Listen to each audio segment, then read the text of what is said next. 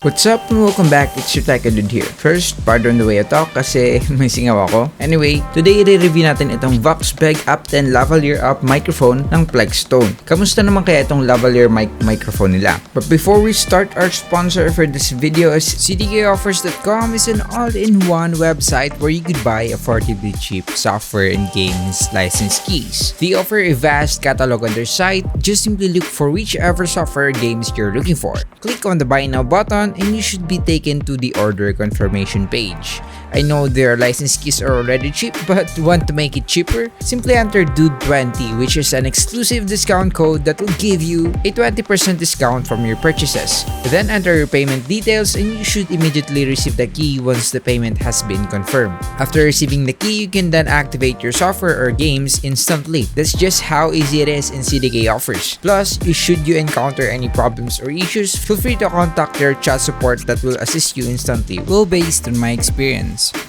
Going back, as always, alamin muna natin ang flow ng video review na to. Of course, we're gonna start off with the unboxing, then discuss the design and specifications nitong Vuxbeeg Up10 and also perform a audio test and provide my final verdict at the end. Simulan na natin with the unboxing. Gagamitin natin itong mahiwagang ordinaryong cutter na to para matanggal natin yung mga plastic. Ayan.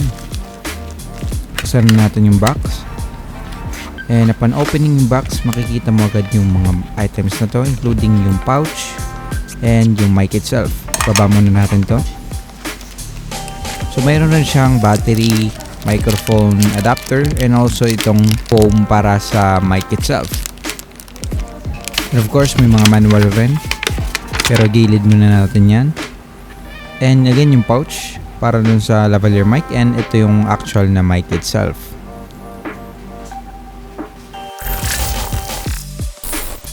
Napaka straightforward and simple lang ng design nito. You get to have the audio controller wherein nandito basically lahat ng controls dito sa lavalier mic. The audio controller clip can also be easily removed and returned since nasa ilalim nito ang lalagyan ng battery.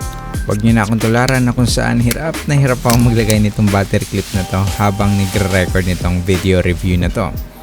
Kasi hindi ko alam na pwede pala siyang tanggalin. So yan, pinagsisiksik ko lang siya. Yan ang napapala pag hindi ka nagbabasa ng manual. Pagkatapos ko lang pahirapan yung sarili ko, tsaka ko lang nalaman na pwede pala siyang tanggalin after reading the manual. So yan, tanggalin nyo lang siya by pressing the sides nitong clip na to, and madali lang pala siyang tanggalin. Pati yung clip for the actual lavalier mic ay napakadaling tanggalin at ilipat. All you have to do is press this clip and move it to the best comfortable position you prefer.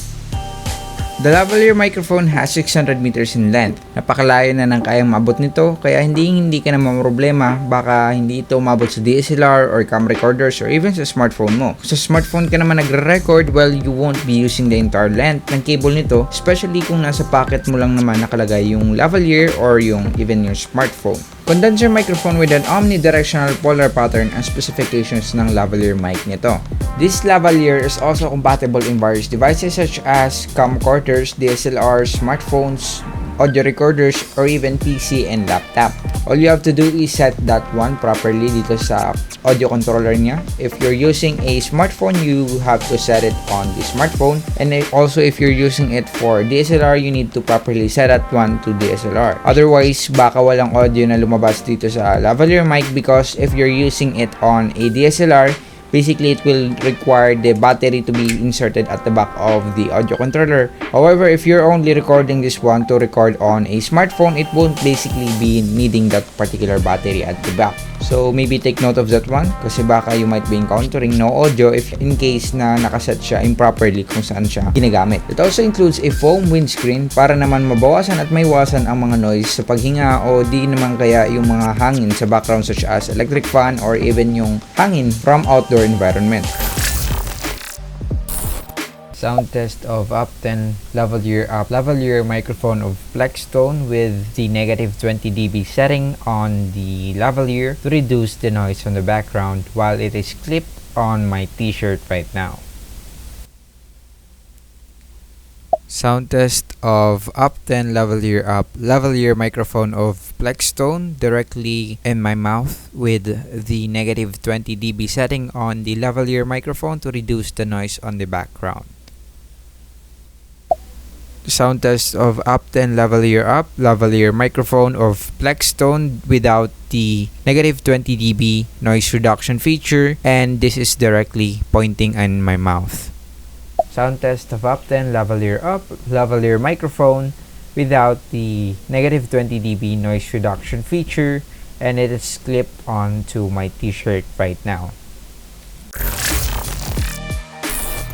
Given its mic quality, I would recommend this lavalier because it's definitely affordable and at the same time pasok na for basic audio needs that require a lavalier mic to further improve your audio quality. Maraming mas magandang lavalier mic out there but it would cost you much higher, of course. It's unfair to compare this one with professional lavalier mics that are usually around 3,000 to 5,000 PHP and above, tulad nitong lavalier microphone ng Boya that I usually use during professional shoots. As for the 3.5mm plug, paano kung Type-C yung smartphone at wala kang audio jack? Good thing is that you may also opt for the one that includes a Type-C adapter if ever na Type-C na ang saksakan ng smartphone mo, so that's another plus. The wire length of Up10 Lavalier microphone is usually more than enough, lalong-lalo na if malapit lang naman yung audio capture device mo such as DSLR cameras, smartphones, or even laptop. Di ka kakapusin sa haba ng wire nito. However, may mga minor downsides lang ako nakikita. The wires are pretty small and so it's vulnerable to bending and even damage whenever it's being squeezed into tight spaces.